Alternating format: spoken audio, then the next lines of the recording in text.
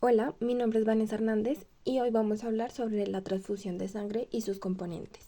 Entonces, bueno, ¿cuáles son las tres situaciones clínicas en las que está indicada la terapia transfusional? La primera es para mantener o restaurar un volumen adecuado de sangre circulante con el fin de prevenir o combatir el choque hipovolémico.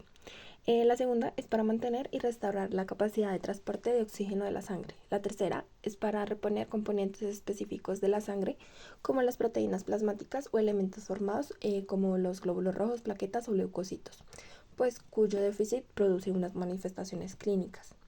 Bueno, ¿qué es la sangre total y cuáles son las indicaciones en el uso de la terapia transfusional? Entonces, bueno, esta es aquella que no ha sido separada en sus diferentes componentes. Una unidad de esta sangre tiene un volumen de 450 a 500 mililitros y es recolectada en una solución con anticoagulante y conservantes. Bueno, las indicaciones son para tratamientos de pacientes con hemorragia activa que presenten una pérdida de sangre de más del 25% y puedan llegar a sufrir un choque hemorrágico.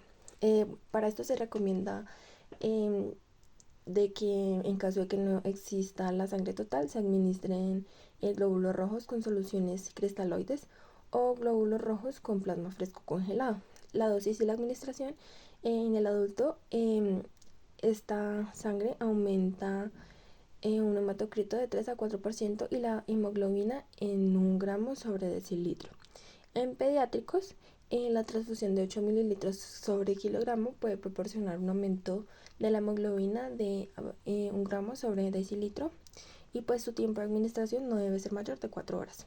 Este se debe administrar a través de un filtro y el volumen puede ser prolongado o anormal en pacientes con insuficiencia renal crónica y insuficiencia cardíaca congestiva. Las contraindicaciones y precauciones es que no se debe administrar a pacientes con anemia crónica que estén normovolémicos y pues que solamente necesiten un aumento de su masa de glóbulos rojos. Y para esto se recomienda usar pues concentrado de glóbulos rojos. ¿Cuál es la sangre fresca y cuáles son las indicaciones en el uso de la terapia transfusional? Esta es la sangre que no ha sido procesada de un donante y pues no ha sido sometida a ningún proceso de separación de sus componentes como los glóbulos rojos, la plasma, plaquetas, bueno, en fin. La dosis, esto depende de la situación clínica del paciente. Se administra con la función de restaurar el volumen sanguíneo o corregir una coagulopatía. Su administración es por vía intravenosa a través de un catéter central y pues se debe seguir un protocolo pues adecuado para pues la compatibilidad y pues el grupo sanguíneo de la persona. Las contraindicaciones es que no se debe administrar si hay otras alternativas pues más seguro y pues tiene unos riesgos potenciales como reacciones y sobrecargas. La cuarta es que son los concentrados de los glóbulos rojos y cuáles son las indicaciones y usos de la terapia transfusional. Entonces, bueno, estos son preparados a partir de una unidad de sangre total tras la extracción de 200 a 250 mililitros de plasma. El volumen es aproximadamente de 300 mililitros, el almacenamiento es de 1 a 6 grados. Y bueno, las indicaciones es que son para el tratamiento de la anemia aguda y crónica en los pacientes que solamente necesitan un aumento en la capacidad de transporte de oxígeno y de masa celular. Eh, bueno, las contraindicaciones y precauciones es que tienen los mismos riesgos asociados que con la sangre total. La dosis y la administración eh, debe ser según la patología del paciente y también en ausencia de hemorragia o hemólisis. En el adulto, una unidad de glóbulos rojos eleva la concentración media de hemoglobina en 1 gramo sobre decilitro y el hematocrito en 3%. Y bueno, es importante que el médico eh, tenga en cuenta la edad, la adaptación fisiológica, la función cardiopulmonar y el pronóstico del paciente. Bueno, ¿qué son los glóbulos rojos pobres en leucocitos y cuáles son las indicaciones de uso en la terapia transfusional? Entonces, bueno, estos deben tener aproximadamente 5 por 10 elevado a las 6 leucocitos por dividido en una unidad y retener el 85% de los glóbulos rojos originales. Bueno, esta se obtiene con filtros especiales diseñados específicamente para este fin y que se deben usar propiamente para cumplir sus objetivos. Las indicaciones son que para pacientes con reacciones febriles que son graves y recurrentes, deben recurrir a estos glóbulos rojos pobres en leucocitos y deben elegir filtración antes que el almacenamiento. El uso seguido de estos reduce la posibilidad de aloinmunización primaria a los antígenos leucocitarios. También reduce la aloinmunización, que esta puede conducir a la aparición de refractariedad a la transfusión de plaquetas y también una reducción de las reacciones febriles no hemolíticas, por la reducción de los leucocitos y de la liberación de citoquinas durante el almacenamiento y reducción del riesgo de contaminación de los glóbulos rojos por Yersinia enterocólica. Bueno, las contraindicaciones y precauciones no implican muchos riesgos para el paciente. Y conlleva los mismos riesgos que usar glóbulos rojos normales y no existen datos concluyentes de que la reducción del número de leucocitos disminuya las infecciones postoperatorias ni los cánceres en pacientes inmunosuprimidos. La dosis y la administración debe ser por filtración en el momento de los que son por filtración no necesitan un filtro estándar, pero si son obtenidos por filtración antes del almacenamiento, sí se necesita de su uso. Entonces es pertinente que el que vaya a hacer la transfusión sepa y tenga conocimiento de esto. También se debe proporcionar un flujo aceptable y evitar pérdidas excesivas de los glóbulos rojos. Bueno, ¿qué son las plaquetas de varios donantes y cuáles son las indicaciones en el uso de la terapia transfusional? Estas se obtienen a partir de la donación de sangre de múltiples donantes individuales. Una unidad debe contener por lo menos 5,5 por 10 a la 10 plaquetas en un volumen de plasma de aproximadamente 50 a 70 mililitros que permita mantener un pH de 6,2 mientras está almacenado. Las indicaciones depende de la causa de la hemorragia, del estado clínico del paciente y el número y función de las plaquetas circulantes. Algunas son para el tratamiento de hemorragias causadas por trombocitopenia con un recuento de menor a 50 mililitros en pacientes con plaquetas que funcionan anormalmente por causas congénitas o adquiridas. También para la prevención de hemorragias durante las cirugías y la profilaxis en pacientes con recuentos de menor a 5.000 a 10.000 litros asociados a una aplasia medular o hipoplasia debido a la quimioterapia o a la invasión tumoral. Las contraindicaciones y precauciones es que sea en pacientes que tienen una rápida destrucción de las plaquetas, como la púrpura trombocitopeniopática, idiopática o la coagulación intravascular diseminada.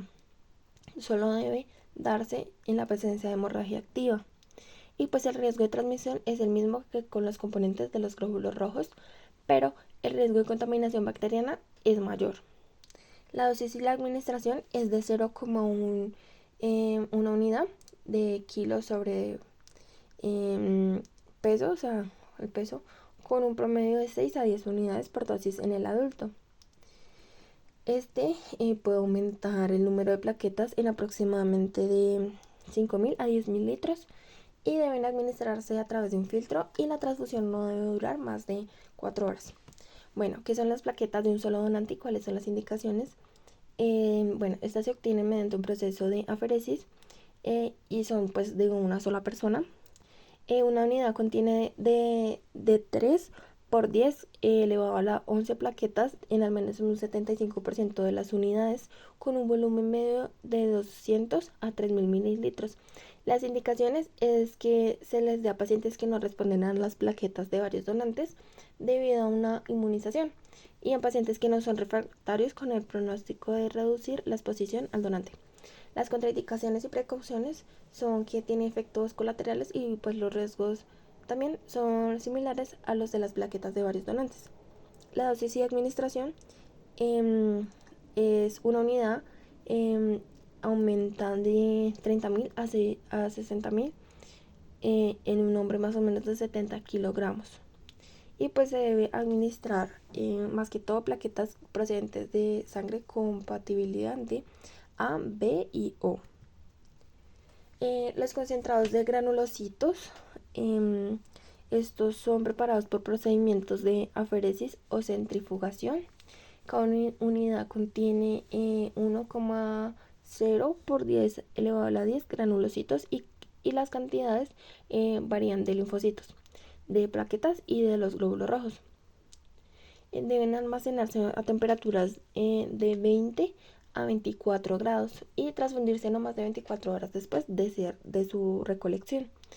Las indicaciones es que deben administrarse en pacientes que presentan neutropenia de fiebre de 24 a 48 horas, que no responden a los antibióticos o a la sepsis bacteriana, que no responden también a los antibióticos.